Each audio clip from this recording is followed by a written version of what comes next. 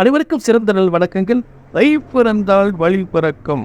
இந்த தை மாதம் யாருக்கு வழி பிறக்கப் போகிறது, சிறந்த யோகத்தை அறிவிக்கப் போகிறார்கள். இன்றைய தினம் தை மாதத்துடைய சிறந்த பலன்கள் ரிஷபராசிக்கு பார்க்க போறோம். கவலைப்பட்ட விஷயங்கள்லாம் கண்ணுக்கு தெரியாமல் போக போகுது ரிஷபராசிக்காரர்களே. கண்டிப்பாக நல்ல கவனிங்க. ரிஷபராசினுடைய அன்றைய தை மாத கிரக அமைப்புகளை பார்ப்போம். ரிஷபராசியில் முதல்ல பூர்வ புண்ணியசா 5ஆம் இடத்தில் கேது, 7ஆம் இடத்தில் சுக்கிரன்.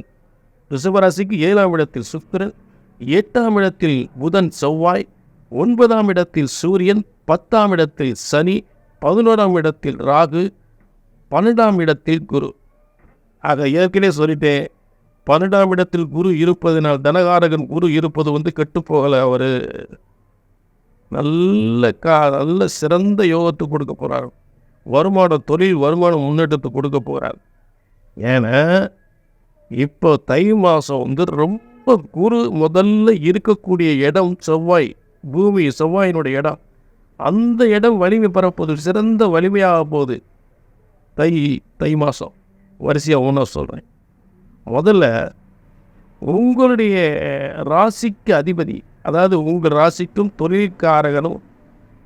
தொழில்காரர் என்று சொல்லக்கூடிய சுக்கிரன், ராசியாதிபதி சுக்கிரன் லாபஸ்தானத்துக்கு வரார்.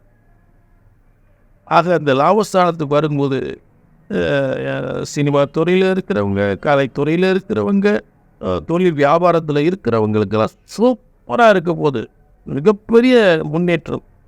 முதல் விஷயம், தை 3க்கு அப்புறம். தை ஆரம்பித்த உடனே இது அடிக்க போகுது யோகம். தை பிறந்தோடனே அடிக்கும், தை 3க்கு அப்புறம்.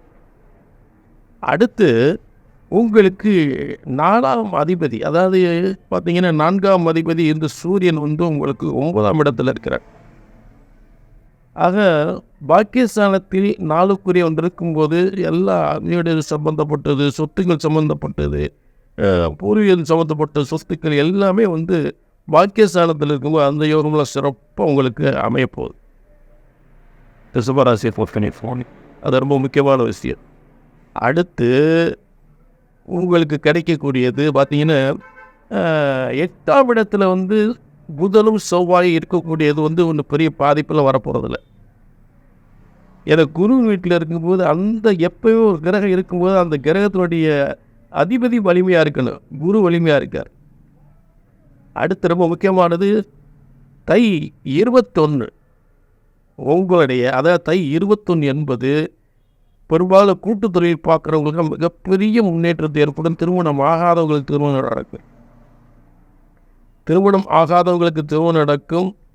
கூட்டு தொழில் முன்னேற்றம் சிறப்பாகும். வெளிநாட்டுக்கு போகிறவங்க வெளிநாட்டுக்கு போகலாம். தொழில் தொடங்குறவங்க சிறப்பாக தொழில் தொடங்கலாம். கூட்டு தொழில் தோன்றவங்க ஆரம்பிக்கக்கூடியவங்களுக்கும் ரொம்ப சிறப்பாக இருக்கும். ஏற்கனவே கூட்டு தொழில்களுக்கு சிறப்பாக இருக்கும். தனியாக தொழில் பண்ணக்கூடியவங்களும் அப்பா அம்மாவுடைய ஆதரவோடு தொழில் தொடங்கக்கூடிய ஒரு சிறந்த யோகத்தை ஏற்படுத்தும்.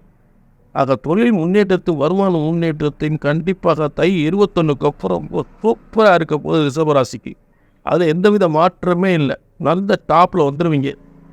அதாவது ஏற்கனவே ரொம்ப கஷ்டப்பட்டீங்க, அந்த கஷ்டப்பட்டதுக்கெல்லாம் டபுளாக ஒட்டி கொடுக்க போகுது.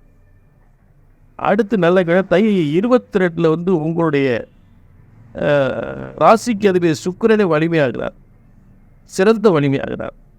அதனால் அதுவும் ரொம்ப உங்களுக்கு ரொம்ப ராசியாதிபதி சுக்கிரன் வலிமையாகும் போது வீட்டுக்கு வேண்டிய அத்தனை தேவைகளுக்கான பூர்த்திகள் நிறைவடையும். ஆக நிச்சயமாக ரிஷபராசியை பொறுத்த தை மாதம் ஒரு சிறந்த யோகம். 2 தேதிக்கு முக்கியமான தை 3, தை 21 சிறப்பாக இருக்க போகுது ரிஷபராசி.